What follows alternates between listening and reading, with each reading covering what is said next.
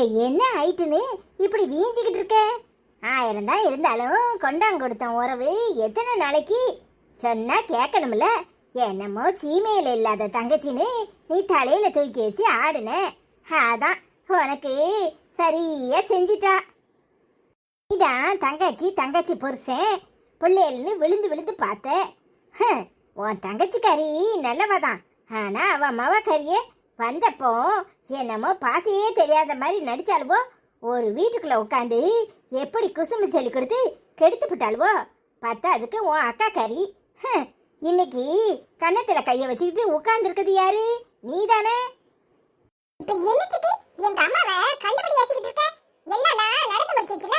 இப்போ நாம தான் பழைய வீட்டுக்கு திரும்பி வந்தாச்சுல. இதுதான் நம்ம நிலைமை. பேசாம வாயை மூடிட்டு இரு. ஆமா, ஏசுதேன், உள்ளத சொல்லுதேன். இவளுக்கு இதுவும் தேவை, இன்னமும் தேவை. இங்க பாரு எப்படி கன்னத்துல கைய வச்சுக்கிட்டு கூத்தா வச்சு கிடக்கானு.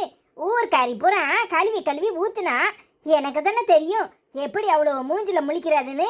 ராவோட ராவா வீட்டை காலி பண்ணிட்டு இங்க வந்து உட்கார்ந்து கிடக்கான். இக்கா, நான் கேள்விப்பட்டது உண்மையா? என்னாச்சுக்கா? ஏக்கா என்னாச்சு? ஆமா, தங்கச்சிக்காரி வீட்டை விட்டு வெளியே போன்னு துரத்திட்டா. அதான் பழைய வீட்டுக்கே வந்தாச்சு. என்ன செய்ய சொல்லுத? நீயே கேளு. மூஞ்ச தூக்கி வச்சுக்கிட்டு இருக்காளே, இப்படி இருந்தா எல்லாம் சரியாயிருமா? இல்ல, நீ உள்ள போ, நான் பேசிக்கிறேன். ஆமா, நான் கேட்கதான் சத்தம் காட்ட மாட்டேக்கா. நீ அது என்னன்னு விசாரி. இக்கா, இல்லதாக்கா, என்னாச்சு?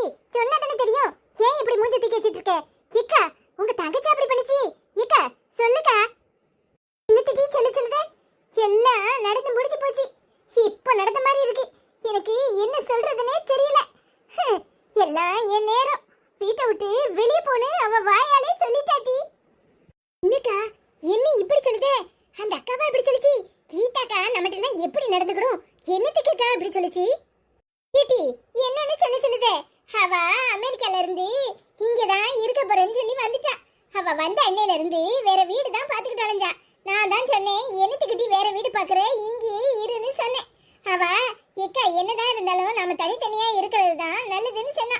அவ மவக்காரி ஒரு நாள் ரூம்ல உட்காந்துக்கிட்டு பேசுறத கேட்டேன். அவ அப்பக்காரன்ட்ட சொல்லுதா, என்னதான் இருந்தாலும் அக்கா தங்கச்சி உறவுன்னு இருக்கலாம், அதுக்காக வீட்டெல்லாம் வாங்கி கொடுக்க முடியுமான்னு அந்த சின்னது சொல்லுச்சு.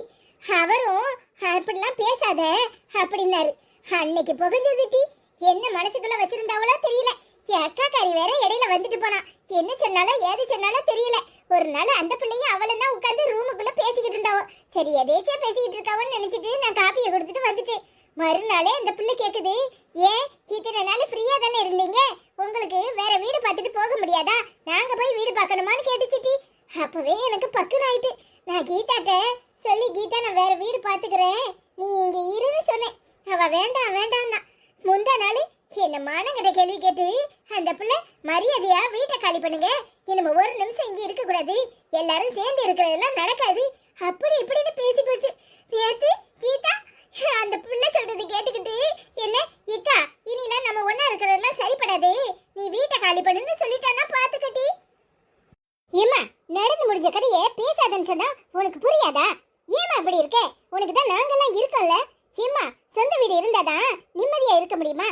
சும்மா புலம்பிக்கிட்டே இருக்காத. அது அவங்க வீடு, அவங்களுக்கு கொடுத்தாச்சு, அவ்வளவுதான். தேவையில்லாம அத பேசி இன்னும் மண்டைய புண்ணாக்கிட்டு உட்கார்ந்துருக்காத. என்னைய பார்த்தா உனக்கு வீட்டுக்கு ஆசைப்படுறவ மாதிரி தெரியுதா?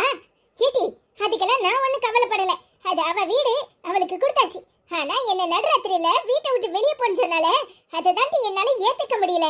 1000 தான் இருந்தாலும் அவ என் கூட பிறந்தவா. அவ இப்படி சொல்லுவானே நான் எதிர்பார்க்கல. நீ எதிர்பார்க்கல, ஆனா நாங்க எதிர்பார்த்தோம். ஏமா காசு பணம் வந்துட்டா இந்த உறவெல்லாம் எங்கிட்டு சும்மா தங்கச்சின்னு புலம்பிக்கிட்டு இருக்காத. உன் வேலை பழப்ப பாத்துக்கிட்டு இரு.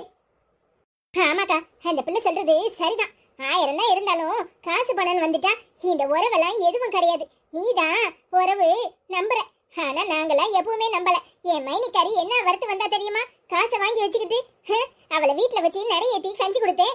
அவளை நல்லா தான் பாத்துக்கிட்டேன். ஆனா காசுன்னு வந்த உடனே எப்படி நடந்துக்கிட்டா? யாரா இருந்தாலும் அப்படித்தான்க்கா. அக்கா தங்கச்சியா இருந்தாலும் யாரா இருந்தாலும் சரி, சும்மாவா சொல்லியிருக்காங்க? அண்ணன் தம்பி ஆனாலும் வாயும் வயிறும் வேறனே. எனக்கு எல்லாம் புரியுது டி, ஆனா என் மனசுதான் என்னால ஆத்தவே முடியல. இந்த பணம் காசுக்கு என்னைக்காவது நான் ஆசைப்பட்டிருப்பேனா? நான் உண்டு என் வேலை உண்டுன்னு நிம்மதியா தானே இருந்தேன். பாவம் என் புருஷன், அவரை எப்படி சமாளிக்கணும் தான் எனக்கு தெரியல. அவரு எதுவுமே சொல்லல. ஏதாவது 2 வார்த்தை பேசி இருந்தா கூட எனக்கு மனசு ஆறி இருக்கும். ஆனா எதுவுமே சொல்லாம அமைதியா இருந்துட்டாரு. அதுதான் என்னால ஏத்துக்கவே முடிய மாட்டேங்குது. சரிக்கா, வா, நீ இங்கேயே இருந்துட்டு இருந்தா மனசு வருத்தப்படுவேன். கொஞ்ச நேரம் வெளியே போயிட்டு வருவோம்.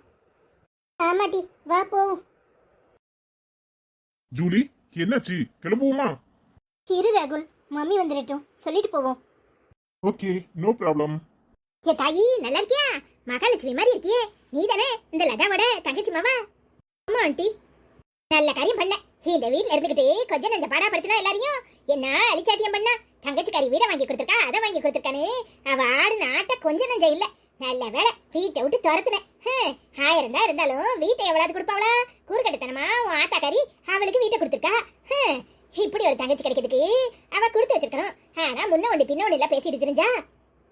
நீங்க என்ன சொல்றீங்க? எனக்கு ஒண்ணும் புரியல. உனக்கு ஒண்ணும் புரியாது. ஆனா நீ செஞ்ச காரியம் எங்க எல்லாருக்கும் புரிஞ்சு போச்சு. மனசு நிறைவா இருக்குல்ல. இத்தனை நாள் அவ ஆடின ஆட்டத்துக்கு சரியா தண்டனை கொடுத்துருக்கேன். உமா, யார் இது? என்ன பேசிட்டு இருக்க? பார்வதிக்கா, வாங்க. உனக்கு விஷயம் தெரியாதுல்ல? இவதான் லதா தங்கச்சி மாவா. அப்படியா? எப்போ வந்தவா? கண்ணுக்கு லட்சணமா இருக்க இந்த பிள்ளை.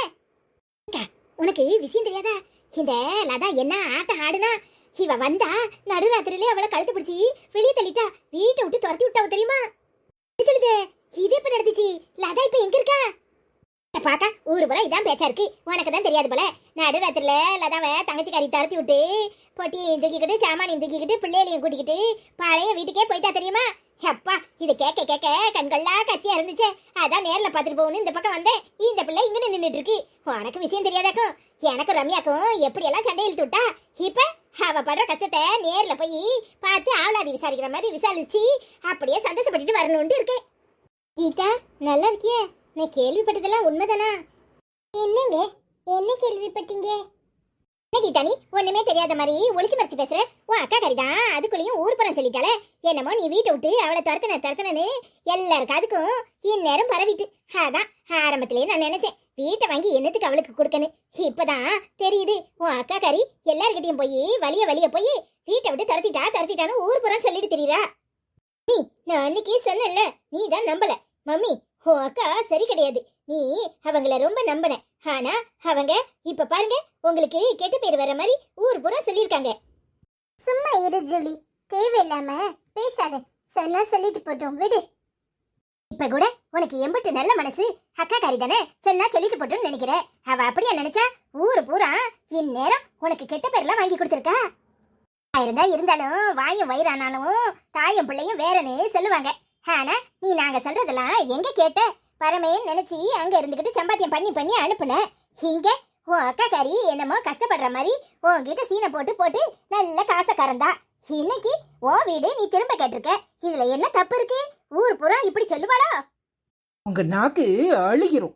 லதாக்காவை பத்தி இல்லாத பொல்லாதும் பேசிக்கிட்டு திரியறியே. ஏன் இப்படி பேசுறியே? லதாக்கா ஊர் பூரா வந்து சொன்னாலாக்கும் நீங்க கேட்டியேன்னு. இப்ப வாங்க, லதாக்கா முன்னாடி வச்சு அவ சொன்னாளா இல்லையான்னு நான் நிரூபிக்கிறேன். மரியாதையா ஓடி போயிருங்க. வீட்டுல வேலை சொல்லி செய்யாம இப்படிதான் தெருவா தெரியறியா? எந்த உங்களுக்கு மனசாட்சி இருக்கா? மனசாட்சியை தொட்டு சொல்லுங்க. லதாக்கா ஊரு பூரா இப்படி சொல்லிட்டு திரியறானு. அது வந்து என் காதுக்கு அரச பரசலா வந்துச்சு. அததான் நான் சொன்னேன். எல்லாத்தையும் பொல்லாதையுமா சொல்றேன். கீதாக்கா, நல்லா கேட்டுக்கோ. நீ பண்ணது தப்பு. லதாக்கா எப்பேற்பட்டவா தெரியுமா? அவளை பத்தி இவங்க இல்லாத பொல்லாத சொல்றாங்க. இங்க பாரு, நீ உன் வீடு நீ திரும்ப வாங்கிக்கிட்ட, அது உன் இஷ்டம். அதை நான் தப்பா சொல்லல. ஆனா லதாக்காவை ராத்திரியோட ராத்திரி யாரு சொன்னாங்கன்னு வீட்டை விட்டு வெளியே போன்னு துரத்துனியோ எனக்கு தெரியல. இப்ப சொல்றேன், நல்லா கேட்டுக்கோ. கூடிய சீக்கிரம் நீ லதாக்காவை பத்தி புரிஞ்சுக்குவ. இங்க பாரு நெட்டவெளி, தேவையில்லாம எங்க அம்மா கிட்ட பேசாத. இங்க பாரு, இது எல்லாத்துக்கும் நீ தான் காரணம்னு எனக்கு நல்லா தெரியும். என்ன, நீ ராத்திரில அவன் கூட சுத்துறத அந்த அக்கா கண்டிச்சிருப்பா. அது உனக்கு தப்பா பட்டிருக்கும். எப்படிடா வீட்டை விட்டு துரத்துறதுன்னு நினைச்சிருப்ப, அப்படித்தானே? இல்லைன்னா உங்க பெரியம்மா எதையாவது சொல்லி கொடுத்து உங்களை இப்படி பண்ண வச்சிருக்கோம். இங்க பாரு, கூடிய சீக்கிரம் லதாக்காவை புரிஞ்சுக்குவேன். நான் வாரேன். உன் மருமவ யாரையும் உருப்பட விட மாட்டா. அவ இருக்கிற வரைக்கும் இந்த தெருவே வழங்காது. நீ கிளம்பு. Okay mummy. இங்க பாரு கீதா, நீ பண்ணது சரிதான். எத்தனை நாளே ஒன்னா இருக்க முடியும்? நீ உன் வாழ்க்கைய பாரு. சும்மா இவ்வளவு வந்து எதையாவது சொல்லிக்கிட்டு இருப்பா. அதனால குழம்பாத. சரிங்க, எனக்கு வேலை இருக்கு, நான் வரேன். சரிம்மா. இல்ல, உன் மருமவ கரியே 4 சாத்து சாத்து. அவ யாரையும் உருப்பட விட மாட்டா. நாம நல்லா சொல்லி இந்த கீதாவை சொல்லி வச்சுக்கிட்டு இருந்தா அவ வந்து குட்டையை குழப்பி கெடுத்து விட்டுட்டு போயிட்டால. ஆமா, அவளுக்கு இந்த லதா புராணத்தை பாடலனா தூக்கம் வராது. இப்ப போய் அவ காலை முறிக்கிறனா இல்லையான்னு பாரு. அதை செய்யி, காலை ஒடிச்சு வீட்டுக்குள்ள போடு. அப்பதான் அடங்குவா.